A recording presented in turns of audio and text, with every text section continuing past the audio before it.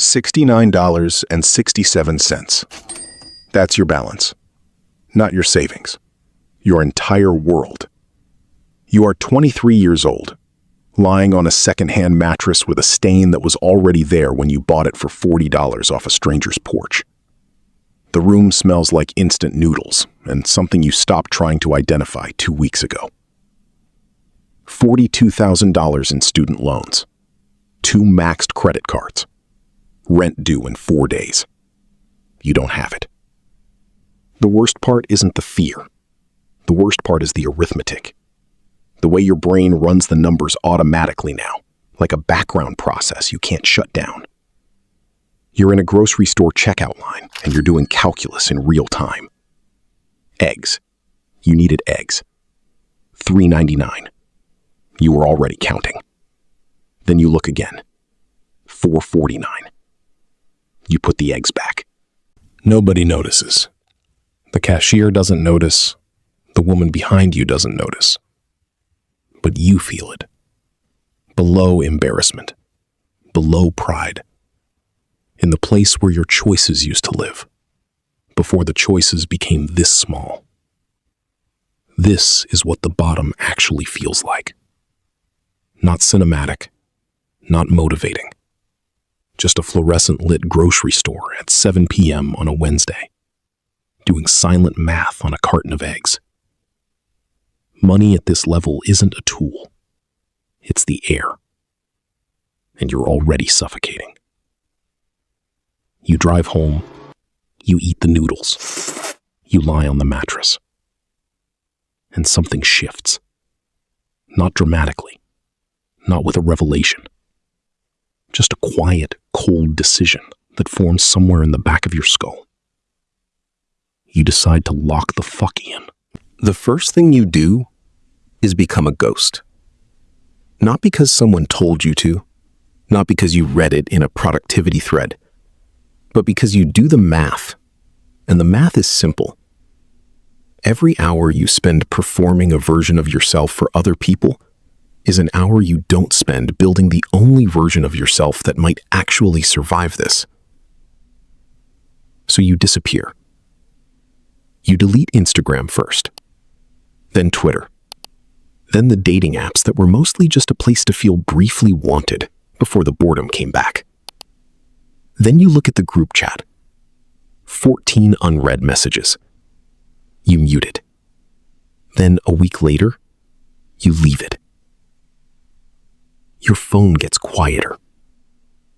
It is uncomfortable in a way you did not expect. Humans are social animals. You are a human. You feel the pull every night around 9 p.m., that restless need to reach for the feed, to scroll, to exist in the soft, warm noise of other people's lives. And you sit with it. You let it be uncomfortable. You don't feed it. Then the invitations start. Your friend, the one from college, the one who still calls on birthdays, texts you about a movie night. Friday. Nothing crazy. Just a group thing. 12, maybe 15 people. The new Marvel thing. He says it'll be fun. Just like old times. You do the math. Ticket, $14. Snacks, because you can't sit in a movie theater without buying something, and you know yourself. $8. Gas, round trip, $6. Parking, if the street spots are gone, $5. That's $33 minimum. $33 is 3 days of groceries the way you currently eat. Oats in the morning, rice and something cheap at night. An apple if you're being generous with yourself. $33 is the math that decides whether you eat for the next 72 hours. You text back, "Can't make it, man. Work stuff." He responds with a thumbs up. And that's it. No confrontation. No dramatic speech, just a thumbs up and the quiet, specific grief of a friendship that both of you are pretending is fine. You feel the gap opening, not with anger, just with distance. The social world runs on a certain cadence. The brunches, the nights out, The spontaneous trips that aren't spontaneous at all, but require $100 and a free weekend. And you are no longer moving at that cadence. You are moving at a different speed now. And they can't see it yet. That's the part that's hardest. They think you're becoming antisocial, weird, distant. They don't know you're building something. You barely know it yourself. All you know is that you have $69 and you cannot afford the luxury of performing normalcy. Isolation is a multiplier. Not because it's noble, but because time is the only currency you actually control right now, and you stop giving it away for free. 14 months later, you get a raise. $6,000 a year. Your manager shakes your hand. She says you've really proven yourself. The HR email arrives with a pie chart of your new total compensation package, as though presenting it visually will make it feel larger. You do the math before you finish reading. $6,000 a year, divided by 12. That's $500 a month. Before tax. After tax. After the new bracket. After the 401k contribution you refuse to stop because future you is not an idiot. It's $387. $387. You almost laugh. You don't laugh, because 3 weeks later your car's alternator dies on the freeway at 11 p.m. on a Tuesday, and the tow truck alone is $120, and the replacement part and labor comes to $340. You sit in the waiting room of the auto shop, and you watch ESPN on a wall-mounted television, and the number 387 just floats somewhere in your peripheral vision. It's gone. The raise is gone before it arrives. And this is when you understand something that no one at that office will ever say out loud. Your salary is not a floor. It is a ceiling. It is a number designed with remarkable precision to keep you close enough to comfortable that you never burn the whole thing down, but far enough from free that you keep showing up every Monday. The company is not your partner. The company is your customer. And right now, you are dramatically underpricing what you are selling them. So, you change the product. It starts small.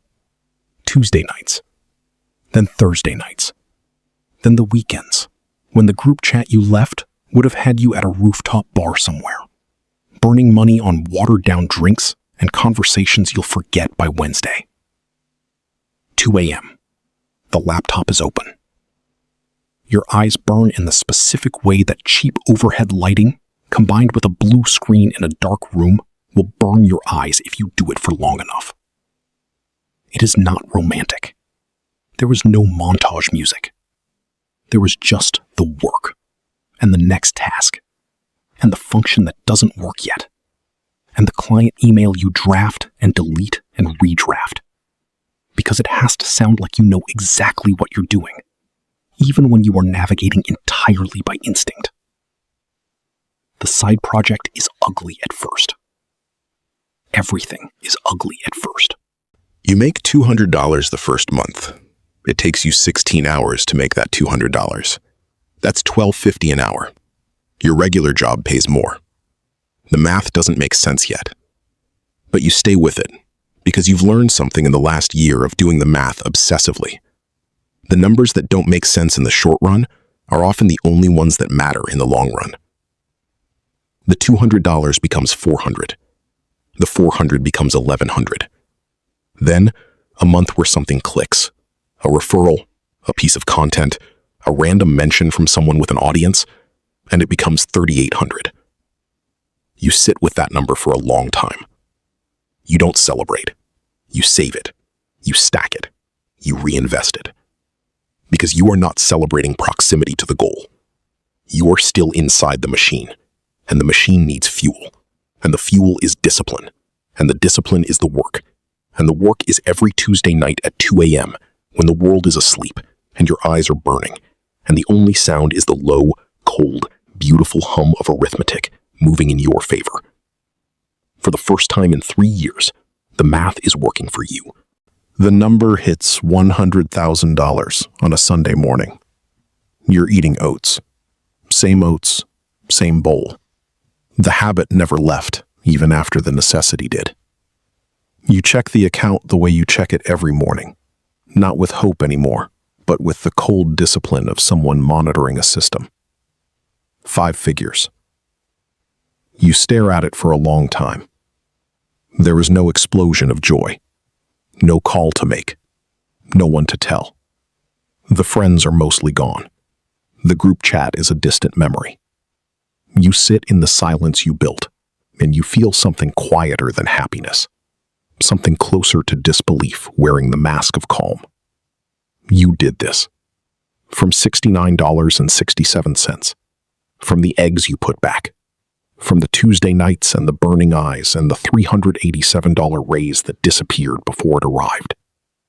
This number exists because of every single thing you refuse to do. Then the market moves. You lose $14,000 in 11 days. Not a crash, just a correction. Just the game doing what the game does to people who are new enough to still be surprised by it. You watch the number fall the way you used to watch the grocery total climb, with that same cold, calculating stillness. Because panic is for people who don't understand what they're holding. You don't sell. You don't spiral. You don't post about it. You sit with the loss the way you once sat with the hunger. You let it be a number. Just a number inside a larger system that you are now undeniably a part of. This is the shift. Before $100,000, you chased money. After $100,000, money starts to have a personality. It moves. It compounds. It multiplies in the dark while you sleep. It does the work you used to do at 2 a.m., except it never burns out, and it never needs a day off. You start treating it like an employee. A quiet, ruthless, perfectly obedient employee who asks for nothing except to be left alone to work. Then the wedding invitation arrives. Destination: Cabo. 5 nights. Your friend, one of the last ones, getting married on a beach that requires a flight, a resort, a suit you don't own, a gift, and a performance of joy that the occasion demands, but you cannot currently afford to give. The total cost? $2,800. He doesn't ask if you can afford it. Nobody ever asks. The invitation arrives with a color palette and a dress code, and the assumption that friendship means showing up regardless of the mathematics involved. You do the math. $2,800 is 4 months of compound growth on a position you've been building quietly for 7 months. $2,800 is the difference between a decision you make this quarter and one you push to next year. $2,800 is not a number you spend on 5 nights you didn't choose, in a location that means nothing to you, to celebrate a relationship that has mostly existed in obligation for the last 2 years. You decline. Politely. Genuinely. You wish him everything. He doesn't respond for 3 weeks. Then a short text. Something cold. Something about how you've changed. How you're not the same person anymore. How money has made you different. He's right. Money didn't make you different. The decision to survive made you different. The eggs you put back made you different. The $69.67 made you different. The money is just the proof.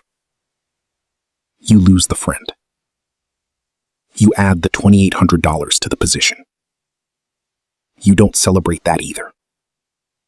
You just keep moving. Because grief and guilt are expensive emotions. And you've learned, slowly and without anyone teaching you, that the most dangerous thing about almost drowning is how long the water stays in your lungs, even after you've reached the surface. You keep moving. It's a Tuesday. Nothing about it is significant. No anniversary, no milestone you were tracking. You weren't even looking for it. You're making coffee. The good kind now, not the gas station kind. And you open the account the way you open it every morning. $1,400,000. You read it 3 times. Not because you can't believe it, but because the number looks strange, in the same way a word looks strange when you stare at it too long. It stops looking like money. It stops looking like anything. It's just a sequence of digits that represents a distance traveled from a mattress with a stain on the left corner. You finish making the coffee. You sit down. You think about the version of you that put the eggs back. You think about him the way you think about someone you used to know, with tenderness, with a kind of respect that doesn't require the moment to have been romantic or cinematic. He was just a man doing math in a grocery store at 7 p.m. on a Wednesday, doing the only thing he could do, surviving the arithmetic. The million was never the point. You know that now. The million is a number inside a larger game that has no finish line, and the people who stop at the number are the ones who were always chasing the wrong thing. You were never chasing the number. You were chasing the feeling underneath the number. The Tuesday. The coffee. The silence that belongs entirely to you. You walk to the balcony. The city is below you, moving the way cities move. Loud, indifferent, full of people running their own background calculations. People in checkout lines right now. People lying on secondhand mattresses doing the math on rent that's due in 4 days. People putting the eggs back. You were them. You are not separate from them. You are not better than them. You simply made a decision in the dark of a cheap room that smelled like instant noodles. And you held that decision past the point where it was reasonable to hold it. Past the social friction. Past the alternator. Past the $387. Past the destination wedding. Past the $14,000 loss that felt like drowning and turned out to be just weather. You held it. And freedom, it turns out, doesn't arrive with noise. It arrives on a Tuesday morning, with good coffee, with a city beneath you that no longer owns your time, with a silence so complete and so earned that it almost sounds like the low, cold, perfect hum of arithmetic finally running in your direction. Happiness was never the point. Freedom was.